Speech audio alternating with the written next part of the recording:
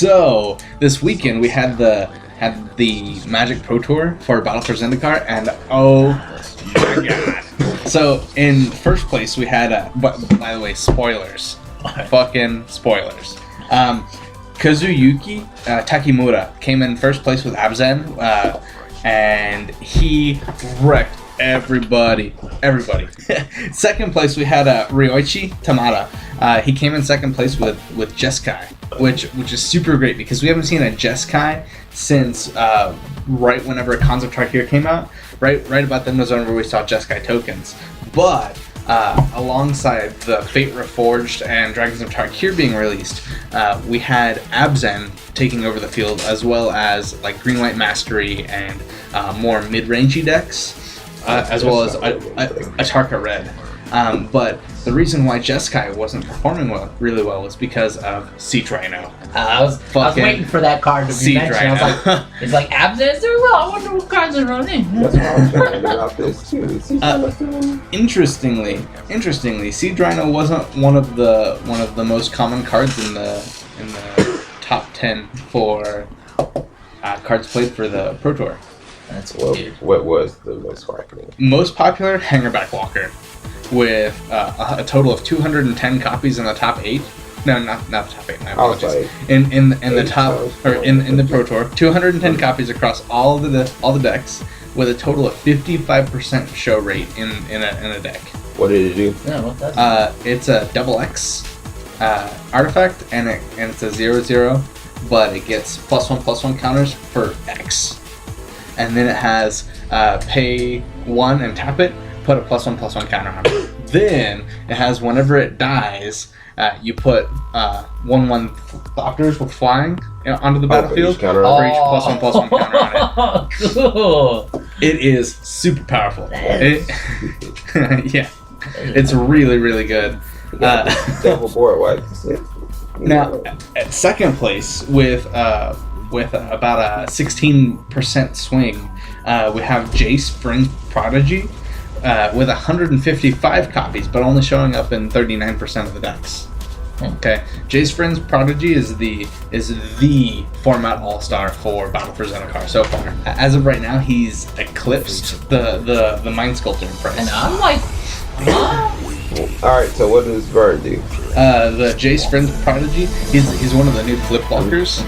He's a 0/2 for 2. He's a blue and a colorless. You tap him, and you draw a card and discard a card. okay. That's good. And then, if you have 3 or more cards in your discard pile, then you flip them. Man, it's so easy. It's so easy, yeah. I'm like, It's really fun. lightning bolt. Time to play. And what is his plus move on the flip? Not 3. My apologies. 5 or more cards. Well, Okay. still easy. Yeah, you exile him and then return him to the battlefield transformed. And his +1 is up to 1 target creature gets -2/-0 until end of next turn. -3 is you may cast target instant or sorcery card from your graveyard this turn. If that card would be put into your graveyard, exile it instead. So something gains flashback. And then his -9 is you get an emblem with whenever you cast a spell, target opponent mills 5. And right now he's 75/98.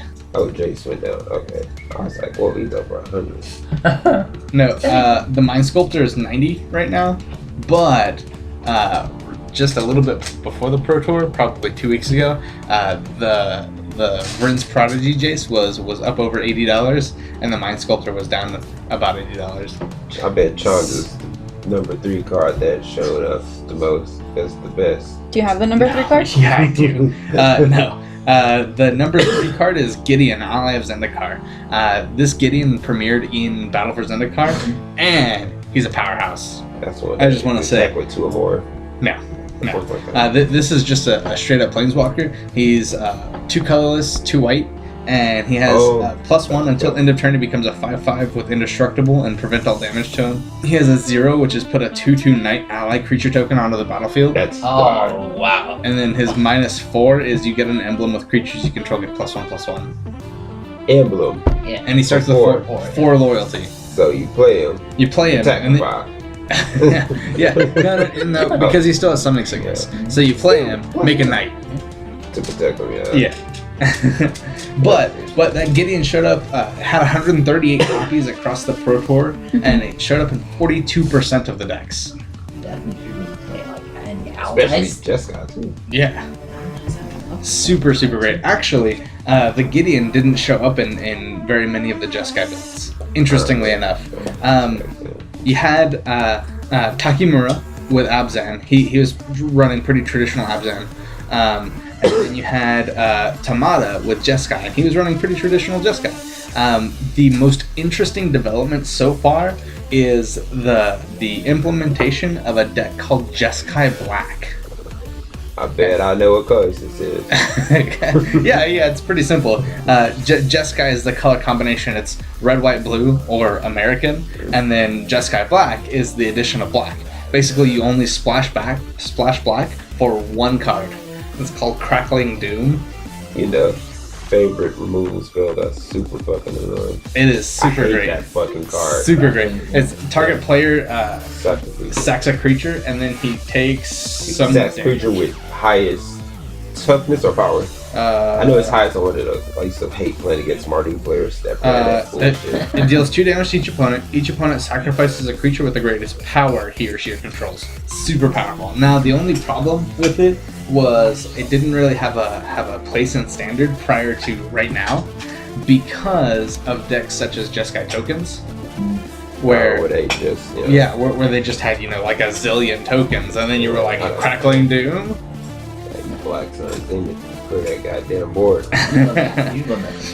But Takimura and Tamada both beat out traditional favorites such as Paul Dean, John Finkel, Paulo Victor Demo de Rosa. I can't say his name completely very well. Ricky Chin, Owen Turtenwald, and then Martin Mueller. So Takimura and Tamada, even though they frequented a couple of Pro Tours now, I believe, they weren't necessarily favorites to win. Now, also in 9th place, we had John Rietzel. Just forgot it, but I remember him, so it's cool. What's important about him? He's one of the players who plays on a team with John Finkel and Paul Dean and Owen Turtenwald. What about the one guy who's ass crack? Who's the ass crack man? That guy.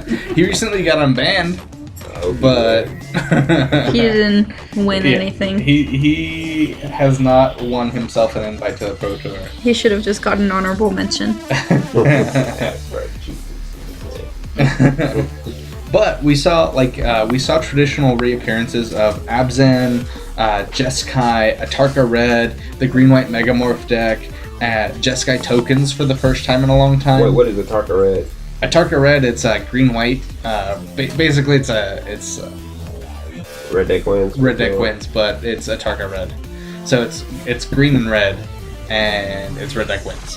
It does a lot of really funny stuff with Grow Mints, which is a green and 5 colorless, and it has Delve, and its target creature gets +6/+6. And then it does Timur Ascendancy. No, Timur. Is that the one whenever they for a higher power enters, draw a card? No. Yeah, that is the one, but it's a Timur Battle Rage is the card that it combos with, and what it does is it's a red and a colorless, and it's an instant, and it says target creature gains double strike until end of turn, and then it has a ferocious trigger, which ferocious triggers if something power 4 or greater is on the battlefield, and it says if ferocious, it also gains trample. Thinking about Marion Crusade with trample is all I'm hearing. What sort of piece of that? Sort of piece of that. War is on Crusade would be great. Pro 4 colors? Be great. But Atarka Red is really powerful because it all combos off of one creature called Monastery Swiftspear. It's a red for a 1/2 with prowess and haste. So prowess states whenever you cast a non-creature spell, it gets +1/+1 until end of turn. Okay. So you go. I'm gonna play a Monastery Swiftspear. Swing. I'm going to Grow Mints, and then put a +1 or get a +1/+1, and then +6/+6 for Grow Mints. So right now it's an 8/9. Yeah. Well, if you get the Dell. Yeah, you have to do Dell, so it's more like turn 5 or 6. But, and then you cast MTG Battle Rage, and then you give it double strike and trample. And so you're hitting for like, fucking 16. I was thinking that it was a fucking target deck. But it's not, and I'm hurt. But the most interesting development so far is Silk Wrap. Silk Wrap is one of the most underperforming cards I have ever fucking seen. What does it do? It's essentially an O-ring. What it does is it's a common from Dragons of Tarkir. It's a white and a colorless, and it's an enchantment. Whenever Silk Wrap enters the battlefield, exile target creature with converted mana cost 3 or less an opponent controls until Silk Wrap leaves the battlefield. With 118 copies in the Pro Tour, with a total of 43% of the decks playing Silk Wrap. One white, one colorless, right? One white, one colorless. That shit's on the lines. Now, my personal favorite is... It only was 4. Oh man, that card would be 10 times better. It's fucking Siege Runner. Siege Runner. Siege Runner's good. Not when you got mana leaks. You got me there, man. Or Topher or into the battlefield effect on trigger. Great. Look at that, old school. You did it. All these answers. My personal favorite is Complete Disregard. It's a black and 2 colorless for an instant. It's exile target creature with power 3 or less, and it's devoid. So it does a lot of the same for Silk Wrap, except it costs 1 more. And From the graveyard or the field?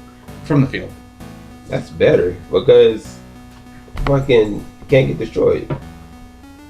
Yeah, Silk Wrap can get destroyed. Well, yeah, that is the point. I think know. Silk Wrap is being played a lot because it's converted mana cost 2 instead of converted mana cost 3. Yeah, and it just takes off a problem. Right? Yeah, really, it deals with Death Mist Raptor, which is another of the 4 Metal Stars. It gets played a lot in the green-white Megamorph deck. That's on that. That returns whenever you flip something. Yeah. 3/3, right? That's Yeah, 3/3 Death Touch. You can return to the battlefield face down or face up whenever you flip something face up. Yeah, it's super cool. Super cool. Anyways, so congratulations to Mr. Takimura and Mr. Tamada for getting first and second. I look forward to seeing the development of just